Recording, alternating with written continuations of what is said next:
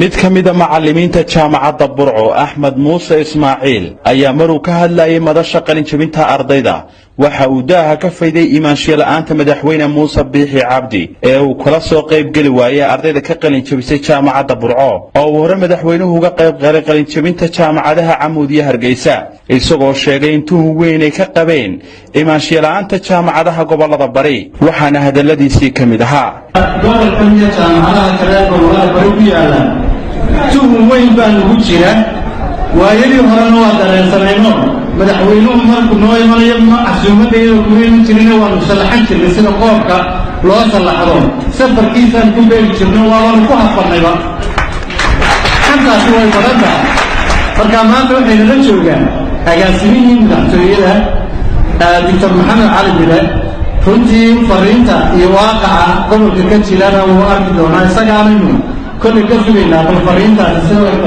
geesta kale agaasimaha madaxtooyada Somaliland oo ka muuqatay inuu ka jawaabo hadalladaasi uu ku ganay mid kamid ah macallimiinta jaamacadda Burco ayaa waxa uu bedelkeeda isku qaaday shaqo la'aanta ka jirta dalka inaanay ardaydu ku eekaan dalka hase ahaatee ay aadi karaan wadamada dalka dibadiisa taasoo niyad jab weyn ku keentay ardayda madashaasi ka qalin jabinaysay waxaan fadhidaan oo shaqo ka doontaan qasab maaha waddanka dhexdiisa koona ilaa koona halkii shaqo laga heli karaba tag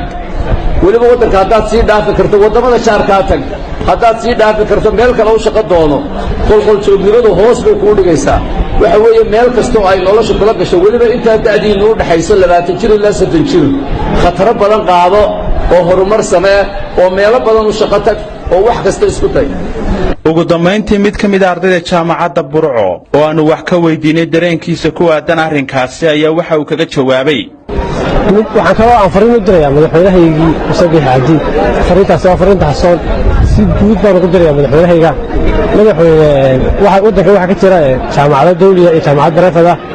jaamacadaha dawliga waxa ay ka koobnaayeen caasimadaha gobolada madaxweyne waxaad ka qayb gashay munaasabaddii